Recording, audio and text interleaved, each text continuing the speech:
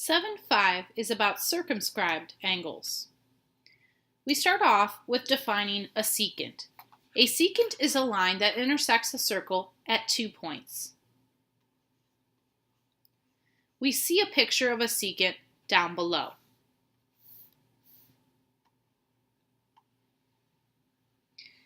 Next, we have our formula for the day.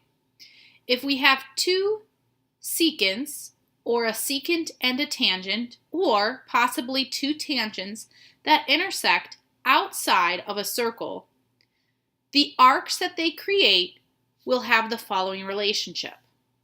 The angle measurement created by the intersection of the combination of secants and or tangents will be equal to 1/2 of the larger arc minus the smaller arc. A lot of students get confused by this 1/2 times x minus y business because what's x and what's y. So I like to rewrite this formula just in terms of the words. So the angle that's created is equal to 1/2 of the big arc minus the smaller arc. And we're talking about the arcs created by the tangents and or secants. So this is the equation we're going to use in every single one of these problems. Let's start with problem 1. What is the value of each variable? So in this case, we're looking for z.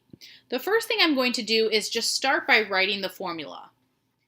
Angle equals 1/2 of the big arc minus small arc. Okay. Next, I'm going to fill in everything that I know about this picture. So here we actually have a tangent and a secant. A tangent because it touches the graph once, and a secant that touches the circle twice. The angle formed between the intersection of the tangent and the secant is 20 degrees. So that's what I'll fill in here on the left-hand side. And that should be equal to 1/2 of the big arc that's created, so the 95 degrees, minus the smaller arc that's created, the z. And I want to solve for z. Once I've plugged everything into this formula, now it's just all about the algebra to solve for that variable. So with the z, I have the 95 and I have the 1/2. So I have to peel the outermost layer off first, so the 1/2. There's two ways you can get rid of the 1/2. One way would be multiplying by a 2 to both sides to just get rid of the 1/2, or you could distribute the 1/2 to both of the terms on the inside. I actually prefer to multiply by 2, so that's what I'm going to go ahead and do. So let's multiply by 2 to both sides. On the left, we're just going to get 40. On the right-hand side, the 1/2 and the 2 will cancel each other out, and we're just simply left with 95 minus z. Now, since there is nothing out in front anymore, you can actually drop the parentheses. Now, to finish solving for z, I have to get rid of the 95. It's positive, so I will actually subtract it. And 40 minus 95 would get me a negative 55. Now, don't worry too much. Our final answer will not be negative because we have a negative z still left. And that's like a -1 times the z. To get rid of that -1, we're going to divide by -1. And finally, in doing so, we get z equals 55 degrees as our final answer for our arc measure. All right, let's take a look at some more problems. All right, part B. Once again, this is two tangents which intersect outside the circle. So that means that our formula, angle equals 1/2 of the big arc minus the small arc, applies. And I'll start just by writing that. And I'm just going to write down big minus small, just to cut down on extra things to write. All right, so let's talk about the angle first. The angle is clearly 70 degrees. It's the angle created by the two tangents in this case. And that will be equal to 1/2 of the big arc, which is clearly W, minus, the small arc, which is not labeled. And I need something. I need either a value or an expression to plug it into my formula. So how would I find the value of this arc? Well, notice that the big arc and the small arc actually fully encompass the entire circle. So the big arc and the small arc together should be 360 degrees.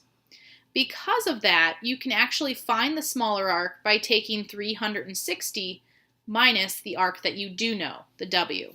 So this becomes your measure of your smaller arc, 360 minus W. But be careful, because you're actually subtracting this entire value. So I'm going to put parentheses within there. Okay. So let's go ahead and simplify. I want to simplify within the larger set of parentheses so that I don't have parentheses within parentheses. So to do that, I'm actually going to distribute the negative or the -1 to each of the terms within the innermost set of parentheses. In doing so, I will get W minus 360 plus W.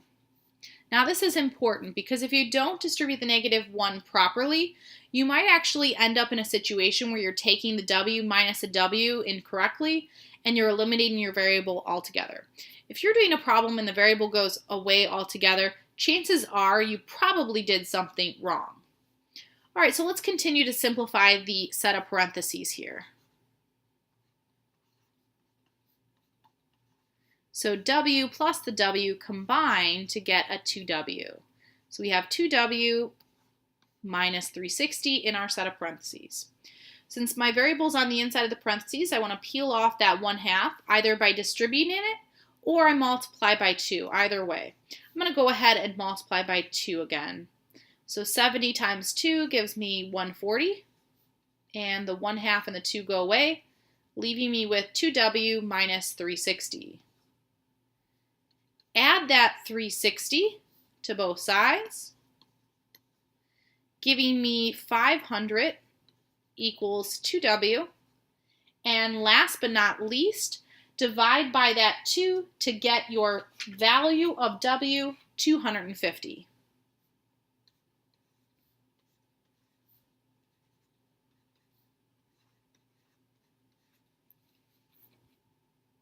And that's our final value for our variable. Okay, so taking a look at our last example, we have the most complicated example last. But it still will follow our formula. Angle equals 1/2 of the big arc minus the small arc. So let's begin just by writing our formula. I'm going to write a line here just to divide our work. Angle equals 1/2 big minus small. Okay, so let's go ahead and begin. The angle is the expression 5x minus 5.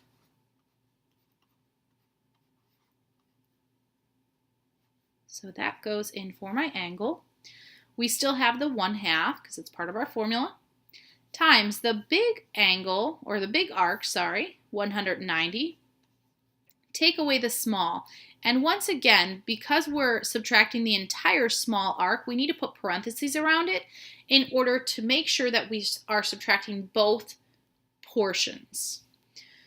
So the first thing I'm going to do is distribute that negative in my innermost set of parentheses.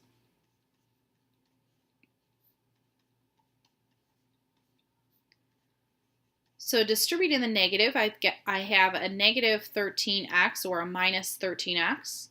And distributing the negative to the -7 gives me a positive 7. Again, I'm going to simplify the inside of the parentheses.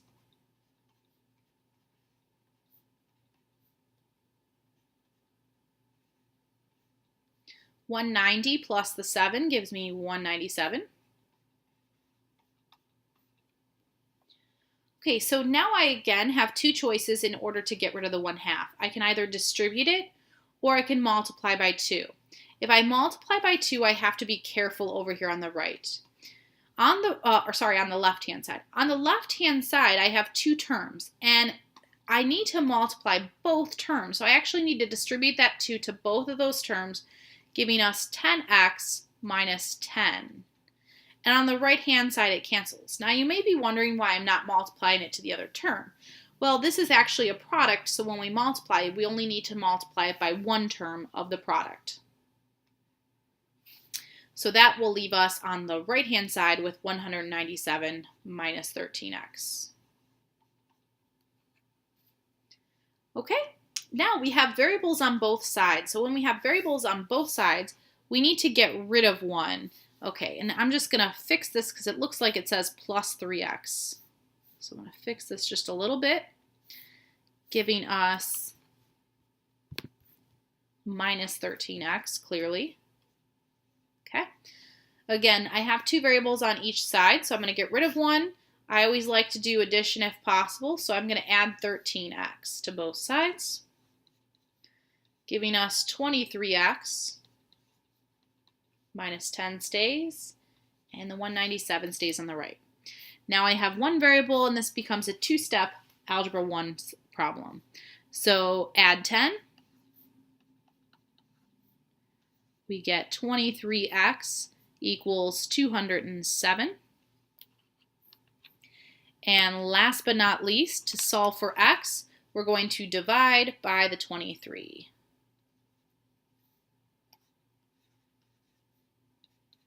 And 207 divided by 23 happens to be 9, and I found that out in advance, so that's why I know that number.